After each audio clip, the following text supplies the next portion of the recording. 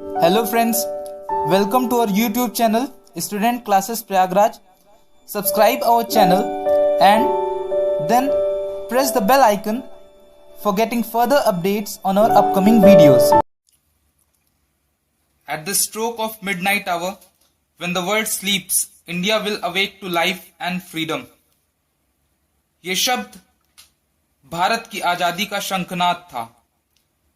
इन शब्दों से भारत ने दुनिया को यह ऐलान कर दिया था कि आज भारत फिर से आजाद हो गया है। और इस को ऐलान करने वाला व्यक्ति था जवाहरलाल नेहरू, भारत के प्रथम प्रधानमंत्री और भारत की आजादी में एक महत्वपूर्ण लीडर। आजकल काफी चर्चा में भी रहते हैं ये, तो इनके बारे में हमें पढ़ना काफी इंटरेस्टिंग भी होगा। So let's study about him. तो जवाहरलाल नेहरू काफी इंपॉर्टेंट पर्सनालिटी है ये। तो मैं फिर से आपको बताना चाहता हूं कि अगले 10 मिनट आपके लिए एग्जामिनेशन पॉइंट ऑफ व्यू से बहुत ही इंपॉर्टेंट है। कहीं पर भी नहीं जाइएगा अगर आपने 10 मिनट पूरी अटेंशन से दे दिए यहां पर, सब कुछ भूल कर, क्योंकि 10 मिनट में कुछ नहीं होने वाला है। तो अगले जितने वर्ष आप कंपटीशन में रहेंगे, आपको इससे रिलेटेड कोई भी क्वेश्चन गलत नहीं होने वाला है। I guarantee this. तो इस बात की आपकी पूरी गारंटी है। बस 10 मिनट पूरा दिमाग लगाकर यहां पर रहना, कहीं इधर उधर ना जाना, कोई दूसरा टैब ना खोल लेना। तो Jawaharlal Nehru personal life details. So he was born on 14 नवंबर 1889। 14 नवंबर 1889 में इनका जन्म हुआ था। मैं जितना भी बता रहा हूं ये मैं दोनों भाषा का उपयोग करूंगा, जिससे कि हिंदी मीडियम और इंग्लिश मीडियम दोनों लोग के लिए इंपॉर्टेंट है। तो कोई भी घबराए नहीं। जो भी इंग्लिश मीडियम में जो भी इंग्लिश के कुछ कठिन टर्म्स आएंगे, मैंने उनकी हिंदी भी लिख दी है, तो किसी भी तरीके की कोई दिक्कत नहीं होगी किसी को भी। So personal life, he was born on 14 नवंबर 1889। इनका जन्म 14 नवंबर 1889 में हुआ था। और काफी प्रचलित है कि इनके पिताजी मोतीलाल नेहरू थे, जो कि खुद एक इंडियन नेशनल कांग्रेस के बहुत ही महत्वपूर्ण नेता थे। He was an important leader of Indian National Congress. Indian National Congress में ये 2 बार प्रेसिडेंट भी रह चुके थे।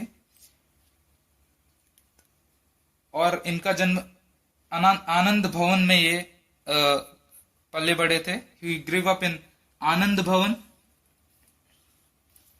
प्रयागराज के जितने भी निवासी हैं उन्हें इस आनंद भवन के बारे में काफी अच्छे से पता होगा। एज ए चाइल्ड ही रेड अबाउट गैरीबाल्डी।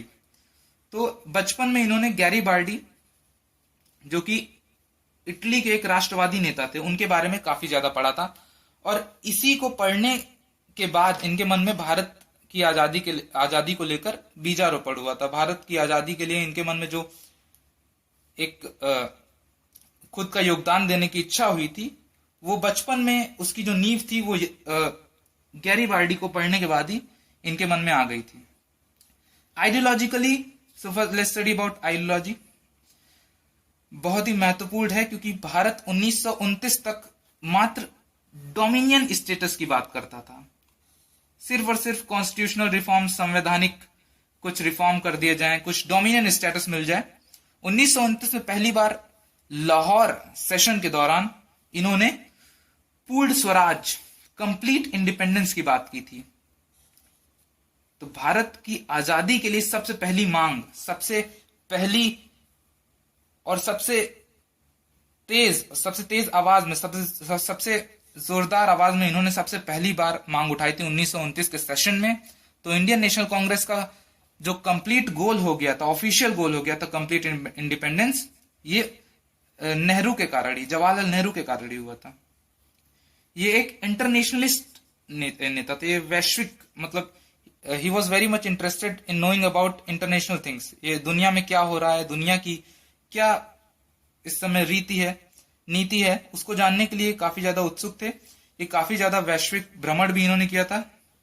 और सोशल रशियन रिवॉल्यूशन से काफी ज्यादा प्रभावित थे। सोशलिज्म, इन सब से काफी ज्यादा प्रभावित थे। और उसी प्रभाव का नतीजा हमें भारत की आजादी के बाद की नीतियों में भी देखने को मिलता है। He was influenced by the works of G.B. Shaw, J.M. Keynes and H.G. Wells. तो ये कुछ इंपॉर्टेंट वर्क्स ऑथर्स हैं जिनसे ये काफी ज्यादा प्रभावित हुए थे। G.B. शॉ, J.M. Keynes and H.G. Wells. अब इनके पॉलिटिकल वर्क और स्ट्रगल के बारे में जानते हैं कि भारत की आजादी में इनका क्या योगदान रहा है। भारत की आजादी में इनका योगदान बहुत ही इंपॉर्टेंट रहा है, अभूतपूर्व रहा है। He was involve in non cooperation movement. 1920 का जो असहयोग आंदोलन था गांधी का, महात्मा गांधी का नॉन कॉपरेशन मूवमेंट, उसमें काफी ज्यादा इन्वॉल्व थे। इन्होंने काफी ज्यादा वर्क किया था उसके लिए, और पहली बार ये जेल भी उसी के कारण गए थे। एनी बेसेंट से काफी ज्यादा प्रभावित थे और उनकी होम रूल लीग के लिए इन्होंने काफी ज्यादा वर्क किया था। सॉल्ट सत्याग्रह, नमक सत्याग्रह और क्विट इंडिया मूवमेंट, भारत छोड़ो आंदोलन में भी ये काफी ज्यादा इन्होंने काफी ज्यादा अपना योगदान दिया था। और भारत छोड़ो आंदोलन के पहले इंडिविजुअल सत्याग्रह हुआ था, व्यक्तिगत सत्याग्रह तो उसके दूसरे सत्याग्रही थे ये। तो पहले सत्याग्रही कौन थे व्यक्तिगत सत्याग्रह के, ये आप कमेंट बॉक्स में लिखकर बता सकते हैं। ये भी एक बहुत ही महत्वपूर्ण प्रश्न है। जवाहरलाल नेहरू व्यक्तिगत सत्याग्रह के दूसरे सत्याग्रही थे। He was the second individual satyagrahi, who was the first individual satyagrahi. You can all type it in comment box में लिखकर बताइए। तो 1920 के बाद ही काफी ज्यादा नॉन कॉपरेशन मूवमेंट से लेकर भारत की आजादी तक ये भारत की आजादी के लिए काफी ज्यादा इन्वॉल्व थे। उसके कारण 9 बार ये जेल गए थे। तो आप समझ सकते हैं कि भारत की आजादी में इन्होंने अपना पूरा जीवन झोंक दिया था। तो इनका योगदान अभूतपूर्व है। व्हाट्सएप यूनिवर्सिटी की इंफॉर्मेशन पे आप ज्यादा मत जाइएगा, वहां पर सब ऐसे ही बताते रहते हैं। एग्जामिनेशन पॉइंट ऑफ व्यू के लिए यही इंपॉर्टेंट है और इसी पे आप फोकस करिएगा। Then let's learn about the books and newspaper. भारत की खोज, डिस्कवरी ऑफ इंडिया, ये एक बहुत ही महत्वपूर्ण किताब है। दूरदर्शन पे एक नाटक भी आता था, भारत एक खोज। बहुत ही अच्छा नाटक है, आप लोग को अगर देखना हो तो उसे देख सकते हैं। अच्छा अभिनय भी किया गया और काफी एग्जामिनेशन के लिए भी इंपॉर्टेंट है। भारत एक खोज यूट्यूब में डालिएगा, आपको मिल जाएगा। काफी अच्छे एपिसोड्स हैं उसके। ये इन्हीं की बुक डिस्कवरी ऑफ इंडिया पर आधारित है। Then glimpses of world history, जैसे कि मैंने बताया कि एक वैश्विक नेता थे, वैश्विक ही वाज ए इंटरनेशनलिस्ट। तो इन्होंने किताब जो लिखी है ग्लिम्पसेस ऑफ वर्ल्ड हिस्ट्री, ये भी एक बहुत ही महत्वपूर्ण किताब है। अगर आपके पास समय है तो इन किताबों को आप देख भी सकते हैं, आपको काफी ज्ञानवर्धक समय बीतेगा आपका। इंडियन नेशनल कांग्रेस के सेशंस के बारे में जानते हैं, किन सेशंस में इन्होंने अपना काफी ज्यादा एक्टिव थे।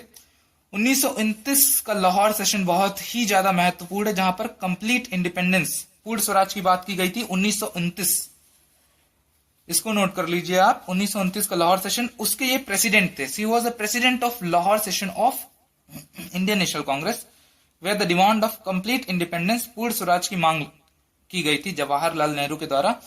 और ये कांग्रेस की भी ऑफिशियल डिमांड इसी के बाद हुई थी।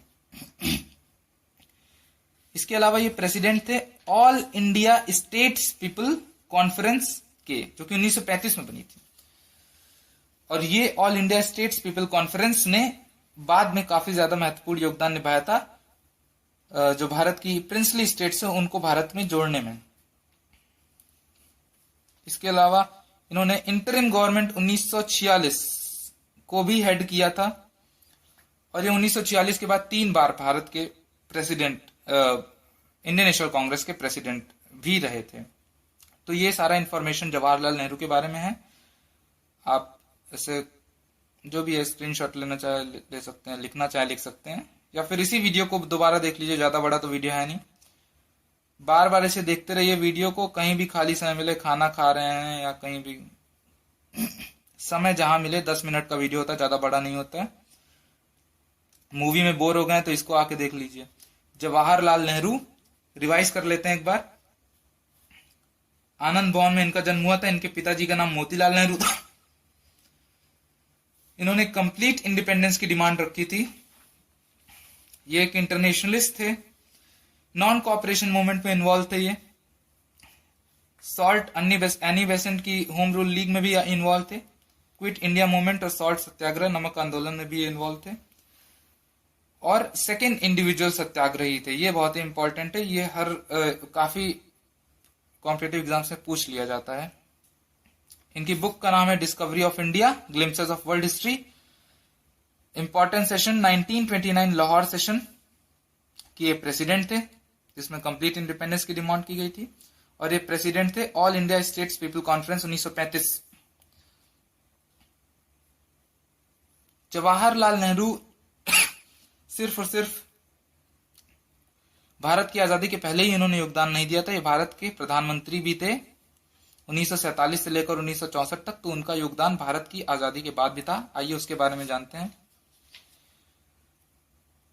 तो जवाहरलाल नेहरू आफ्टर इंडिपेंडेंस ही एडवोकेटेड मिक्स्ड इकोनॉमी, मिश्रित इकोनॉमी में इन्होंने, मतलब मिश्रित इकोनॉमी के प्रोपगेटर थे।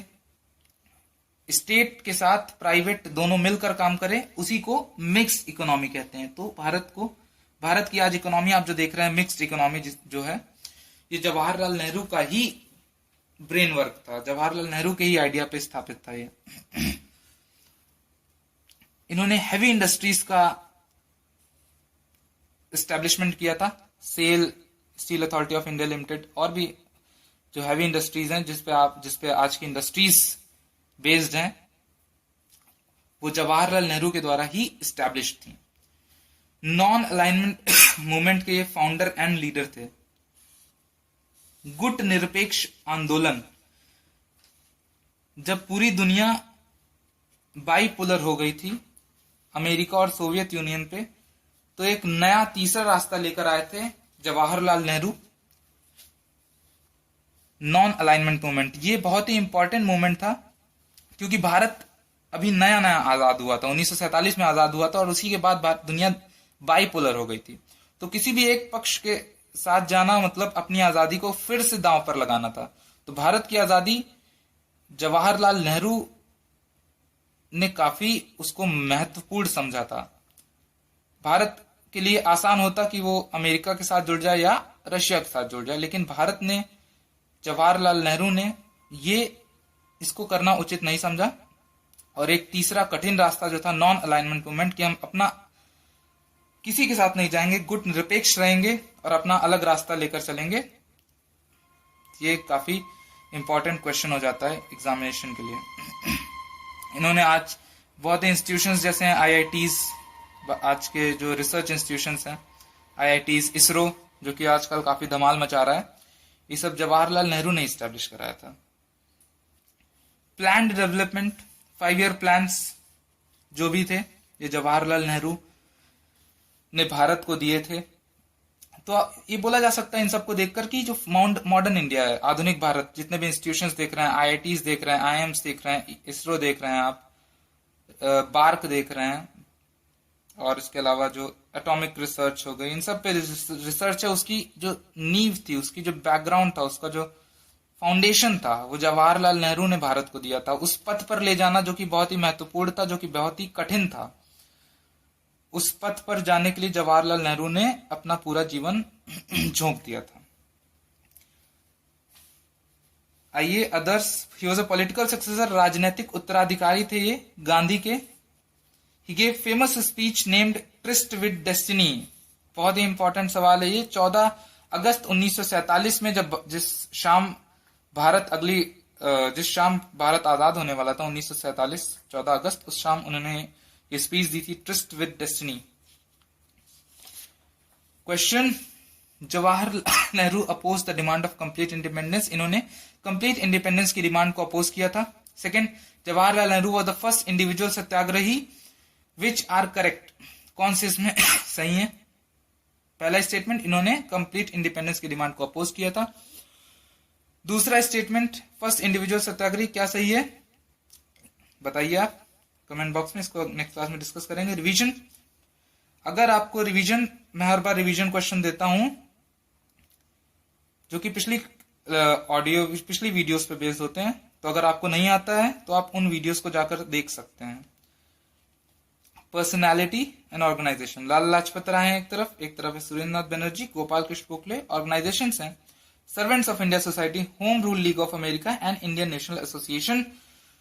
तो पर्सनालिटी और ऑर्गेनाइजेशन से इन्हें आप मैच करिए, कमेंट बॉक्स पर लिखिए। कमेंट बॉक्स पर लिखना बहुत ही अनिवार्य है, आप इसे छोड़िए नहीं। और इसके अलावा अगर आपको ये ऑडियो वीडियोस अच्छे लग रहे हैं, आपको लग रहा है कि ये कंपटीशन में मेरे लिए इंपॉर्टेंस हो सकते हैं, तो आप इसको जरूर शेयर करिए, क्योंकि शेयर करेंगे तभी इसका और भी लोग फायदा उठा सकेंगे। अब पिछले क्लास के सवाल पे आते हैं। पहला सवाल, Sardar Patel called Napoleon of India, इन्हें नेपोलियन ऑफ इंडिया बोला जाता है। ये गलत है, क्योंकि इन्हें नेपोलियन ऑफ इंडिया नहीं बोला जाता, इन्हें बिस्मार्क ऑफ इंडिया बोला जाता है। Second, opposed Gandhi after Chauri Chaura, इन्होंने गांधी को अपोज किया था चौरी चौरा के बाद, ये भी बिल्कुल गलत है। ये गांधीवादी नेता थे, इन्होंने गांधी का सपोर्ट किया था चौरी चौरा के बाद। तो इसका आंसर है D, none of the above. Revision question, newspaper book personality, Kesari, Kesari किसका न्यूज़पेपर है? बाल गंगाधर तिलक का। Poverty and un British rule in India, ये किसकी बुक है? दादा भाई नौरोजी। यंग इंडिया किसकी बुक है? लाल लाजपत राय। ये सारे स्टेटमेंट्स जो हैं बहुत ही विस्तृत रूप पे डिस्कस किए गए हैं। अगर आप लोग के पास 10 मिनट भी नहीं है तो मेरे हिसाब से कंपटीशन में आपको और भी सीरियस होने की जरूरत है। 10-10 मिनट के 5-5 मिनट के वीडियोस हैं, आसान से जाके आप देखते रहिए, कहीं भी सोते समय देखो, उठ के देखो, जैसे भी देखना हो देखो, लेकिन देखो, शेयर करो, सब्सक्राइब करो और जाओ खेलो कूदो मौज करो।